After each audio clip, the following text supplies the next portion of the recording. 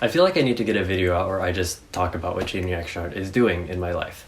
My thoughts about it, things I've learned, what it means to me. I've made videos kind of like this before, and not all of them have been explicitly self-reflection videos, but this is the 2022 edition. I'll get around to uploading some new chain reaction art soon, but this is a video for me. Just this once, alright? When I think about all the things I can take away from chain reaction art, there's a whole lot of good, of course, but that's not always what we need to be reminded of, because there are some downsides too. Chain reaction art, outside of the art, has these three aspects to it that can sometimes feel like a lot to overcome. And actually, a lot of my best experiences with chain reaction art have come after learning how to fight these three things. But with the state of chain reactions right now, I feel like these three things will always exist, and I'm just worried that if I forget how I've been fighting them, I could slowly let them slip back in over time. So chain reaction art has three major struggles. I fight them in three different ways, and I want to have myself talking about them somewhere on record because I need some way to always remember that these are things that need to be fought.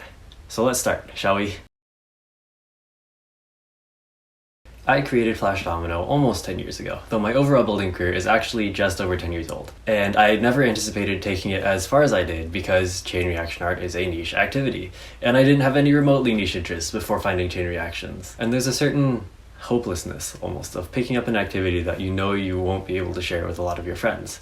Because none of my friends at school built dominoes or machines. I was inspired by a completely online community of builders who I wouldn't even begin to reach out to for a few years. And over time, building dominoes and machines definitely carved my interest to be different than everyone else's. Because no one knows about dominoes and machines except for the few things that go viral. And while chain reactions took over my life, for a while I couldn't make friends by talking about shared experiences, like similar shows we watched or games we played. I had actually gotten used to saying, I build dominoes and machines, that's my thing, but I'm also interested in hearing the activities that you do.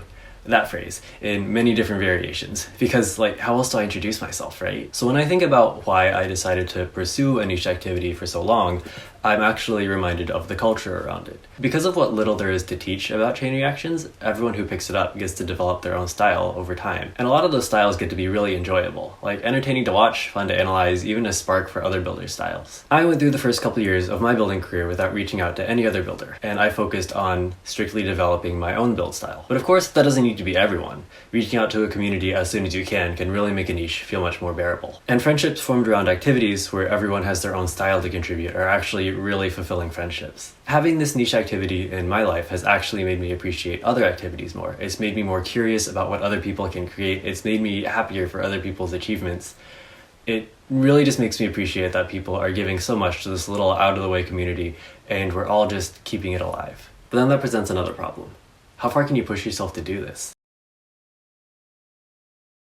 So this one isn't just for the chain reaction community. I think it goes for any creative field in general. When you're making a project for yourself and you have full creative control, you know that creativity isn't on demand.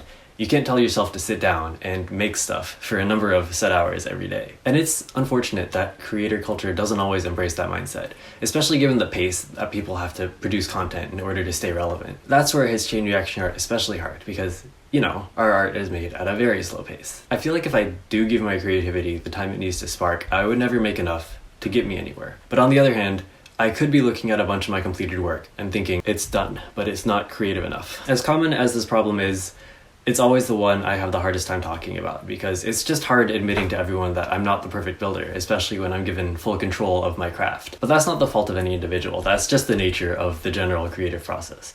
And there's no shame in admitting the struggles against the creative process. Everyone will have their own way of addressing this, but I think the answer for me, at least right now, is to not push my creativity all the time.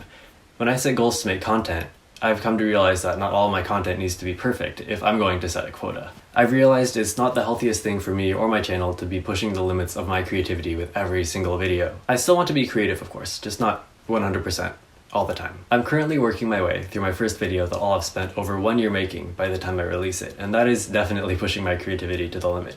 But the production of that video has been interspersed with the production of other simpler works targeted at wider audiences and fan bases other than my own.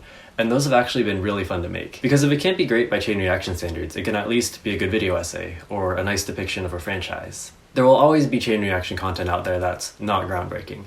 Videos with no new tricks or ideas, projects that don't accomplish their goals, just a lot of things that try to be new but don't quite get there. And you know what? Maybe no one should be ashamed of uploading that kind of stuff. Because if our community didn't have that kind of content, we wouldn't have any footing anywhere. We wouldn't have any consistent style among our members. We wouldn't have the inspiration or the building blocks for ever getting better over time, and that's how communities grow. It's hard to work around not being creative all the time, but as long as you're bringing your own stuff to the table, you're not making the wrong decisions. After all, no one else is actually building the stuff that you're building, but you. But okay, there's one more problem. Besides your perception of your work, will it ever be worth anything else? I started college in 2017, and at that point in my life, I thought my build career was over. I thought, at this point, I'm done building at home.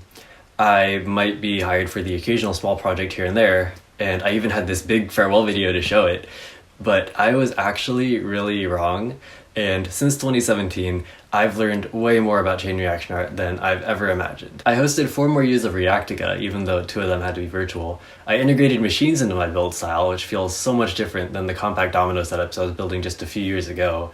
And then I got hired for way more commissions than I ever thought I'd get in a 4-year span. And taking everything I've learned since 2017, paired with the fact that chain reaction art is now just much bigger in general, there is now the reality of chain reaction art being a full-time career for many members of our community, with the potential for many more. I've thought that if I ever get a clear opportunity to do this myself, is it something that I actually want to do? And yes, I do believe I'd be suited for it. Because even if you have your dream career, it doesn't mean you have to be happy 100% of the time. It just means you can't be settling for something else while you constantly think of better options. Because if you can think of better options, it's not your dream career. And I mean, chain reaction art feels like it's my thing. There's a community around it. There's a good amount of self-expression. Sometimes I have an actual drive to stay up late doing it because I don't want to stop. And I love keeping in touch with other people who are doing the same. But the real problem is whether I will ever get a clear opportunity to do it at all. Because even though chain reaction art is currently growing, it's still niche and creatively intensive. And solving those 2 problems can make the experience better for yourself, but it's not any key to any tangible success. There's no real laid out set of things I can really do that'll guarantee that I get anywhere. Am I supposed to keep trying to turn my art into something more recognizable for wider audiences, or am I actually supposed to play into the niche as a way of making myself more distinguished? No one actually has the answers. And I'm faced with the reality that if I never get anywhere, it's only a matter of time before I have to turn my back on it all and compromise my life for something else. I've already gotten so far with realizing what chain reaction art can be. And when there are no real answers to solving the problem of eventual compromise, I can only say the one thing I know I have full control over. I am going to make time for it. No matter what it means to me or what role it plays in my life, I am going to make time for it. If it's something that I actually want to do, then I'll somehow find the time for it. It's a new year, and I've realized that I always want to be doing at least one thing that I love, no matter what other commitments I have or other things I get involved in. And that thing for me right now is chain reaction art. So since 2011 and through 2017, I'm actually pretty glad that I never stopped building. And that is the best I can do at fighting these 3 major struggles that come with chain reaction art. Anyways, I probably won't pay this video much attention after it's out. I want people to know these are the things I feel, but man, I hate watching myself talk to a camera. I wasn't even remotely good at talking to a camera until like last year, and I still don't think I'm that good. So that's why I'll be going back to just making some art after this. That's what I really want to do, after all. Thanks for watching, thanks always for supporting. I'm Flash Domino, and this is how chain reaction art changed my life.